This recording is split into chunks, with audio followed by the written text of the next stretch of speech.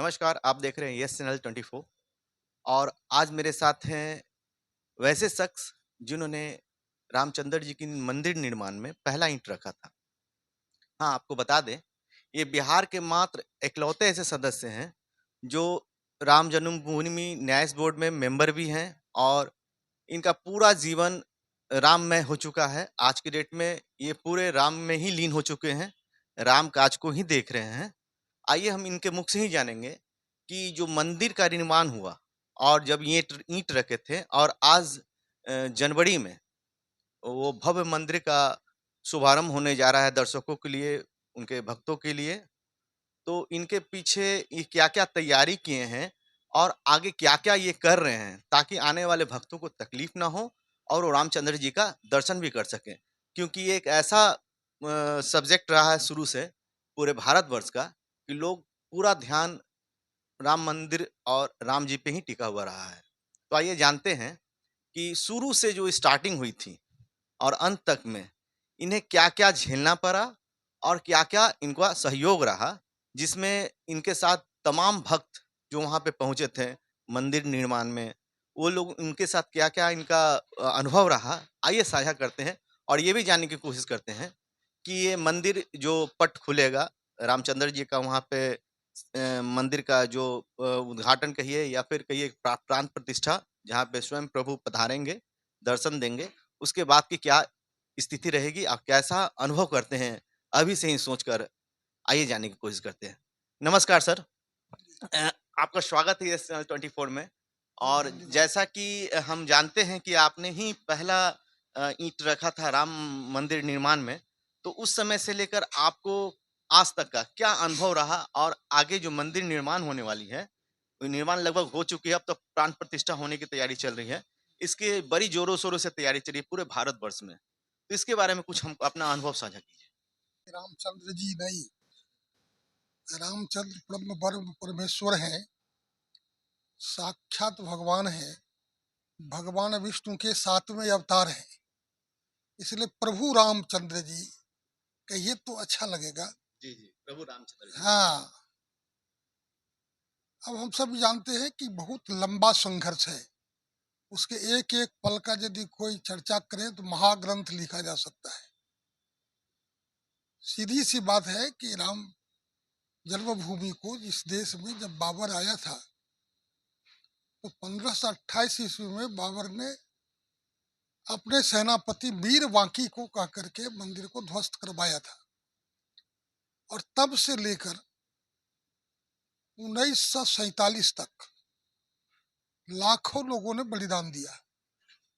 देश के महान लोगों ने आके उसमें संघर्ष किया और उस बलिदान के बाद भी ये 500 वर्षों में उसका समाधान नहीं निकल पाया। देश आजाद हुआ और आजादी के बाद भी संतों ने उस संघर्ष को आगे रखा।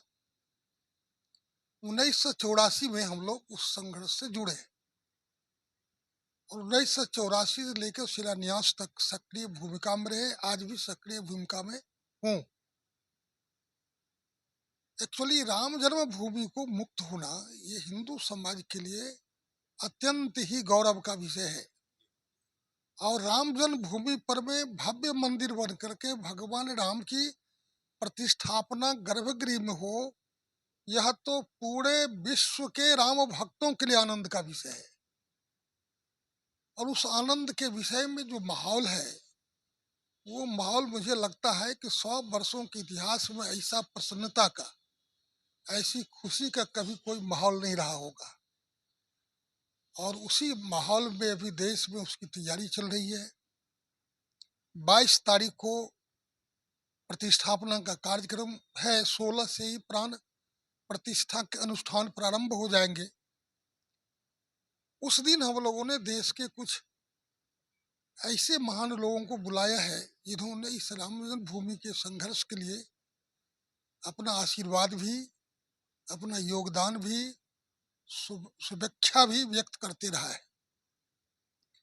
उसमें देश के सबसे बड़े हमारे संत का योगदान रहा है और ऐसे 4000 विविध मत पंथ उपासना पद्धति के संत रहने वाले हैं। और 2500 के आसपास जिन संगठनों के प्रेरणा से ये संघर्ष सफलता को प्राप्त किया, उनके लोग रहेंगे। और उसी 2500 में विदेश में जो लोग हैं वो भी कुछ आएंगे। कुछ लोग ऐसे हैं जो समाज जीवन के बहुत ही प्रतिष्ठा प्राप्त लोग हैं, तो वो साहित्य के क्षेत्र में हो, कला के क्षेत्र में हो, विज्ञान के क्षेत्र में हो, उन क्षेत्रों से भी लोग बुलाए जाएंगे। समाज जीवन के हर एक क्षेत्र के लोग रहेंगे। 6500 से 7000 की उपस्थिति 22 को रहेगी। अब इसमें छोटा सा कस्बा है अयोध्या, उस कस्बे में देश भर के लोग समाहित नहीं हो पाएंगे, आए तो कठिनाई बहुत बढ़ जाएगी। इसीलिए ट्रस्ट ने ये सोचा है कि उस दिन पूरे देश को ही अयोध्या बनाया जाए। जैसे अयोध्या में उस दिन सारे लोग उपस्थित होकर के प्रभु राम की प्रतिष्ठापना करेंगे, वैसे ही 5 लाख गांव के अंदर जितने भी मठ मंदिर है, जितने भी हमारे देव स्थान है, उन सभी में हिंदू समाज जुटे। और इसके लिए अभी निमंत्रण जाना अब शुरू हो गया है। वो जो अनुष्ठान में अक्षत का प्रयोग होगा, ये अक्षत भेजे गए हैं प्रांत मुख्यालय पर, प्रांत से जिला में, जिला से प्रखंड, प्रखंड से गांव में, और गांव से परिवार परिवार में ये जाएगा। और देश के अंदर जितने मठ है, मंदिर है, उनके अर्चक हैं, पुरोहित हैं, संत हैं, उनसे विनती की जाएगी कि उस दिन आप अपने मठ की साफ सफाई करिए, बढ़िया से स्क्रीन लगवाइए, पर्दा लगवाइए, पूरे गांव को उस अक्षत लेकर के घूम घूम करके निमंत्रित करिए और निमंत्रण दीजिए कि हमारे इस मंदिर पर आए, जहां से अयोध्या में चल रहे कार्यक्रम का सीधा प्रसारण होगा। और उस प्रसारण के माध्यम से जो काम अयोध्या में होता रहेगा, वही काम भारतवर्ष के 5 लाख गांव में होता रहेगा, मंदिरों में होगा। तो उस दिन अयोध्या ही नहीं, पूरा भारत ही अयोध्या हो जाए, राममय हो जाए, इस प्रकार की योजना है। चलिए, ये तो बहुत खूबसूरत सी बात है कि ये पूरा भारत ही राममय हो जाए। प्रभु श्री राम के नए मंदिर का जो निर्माण हो रहा है और उस वक़्त पूरा भारत में जितने भी मंदिर मठे हैं, वो सारे राममय हो जाएँ, इससे बड़ी क्या बात हो सकती है। साथ में हमें ये भी जानने की कोशिश करते हैं इनसे कि वहाँ पे जो भी लोग ईंट रखे थे या फिर कुर्बानी दिए थे, साथ में जो लोग वहाँ तक पहुँच नहीं पा रहे हैं, चाहे जो जिन्हें पहुँचने की इच्छा है, वो चाहते हैं कि वहाँ पे हम पहुँचे, तो उनके लिए भी मार्गदर्शन लेने की कोशिश करते हैं कि वो जिनकी जो तीव्र इच्छा है कि हम अयोध्या तक पहुँचे, वो कैसे पहुँच पाएँगे? वो क्या वो देख पाएँगे? इसके बारे में भी जानने की कोशिश करते हैं।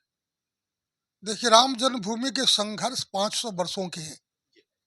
बहुत अज्ञात हुतात्माएं हैं जिनको हम जानते नहीं।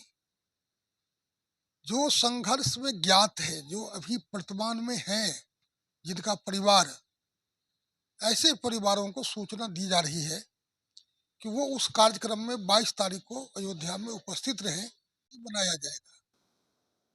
बाकी जो कार्यकर्ता इस संघर्ष में भाग लिए हैं, उनके लिए भी योजना बनी है कि 45 दिनों तक जो 45 प्रांत है, हर एक प्रांत से जो कार्यकर्ता है उनकी सूची बन के वो अयोध्या जाएंगे। उनको ठहरने का, भोजन का सारी व्यवस्था ट्रस्ट की ओर से होगी। और शेष जो भक्त है, वो भक्त तो हमारे नहीं, अपने भक्ति के ख्याल से बराबर अयोध्या जाते रहते हैं। और अब तो प्रभु राम का मंदिर भारतवर्ष का अकेला मंदिर है, मैं समझता हूँ कुछ मामले में, कि हमारे यहाँ किसी को कोई पास नहीं लेना पड़ता, रोक टोक नहीं है, कोई टिकट नहीं है। इसलिए जिनके दिल में भी इच्छा है, श्रद्धा है, समर्पण है, वो राम मंदिर कभी भी जाके दर्शन कर सकते हैं प्रभु राम का। उस पर कहीं से कोई कठिनाई नहीं होगी। तो आप सुन रहे हैं और देख भी रहे हैं कि प्रभु श्री राजा रामचंद्र जी के दरबार में आने की किसी की कोई अनुमति लेने की ज़रूरत नहीं है। अगर आपका भाव सही है, तो वो अपने आप आपको बुला भी लेंगे और अपने नज़दीक भी रखेंगे। तो ये बहुत ही खूबसूरत माहौल रहेगा जनवरी में।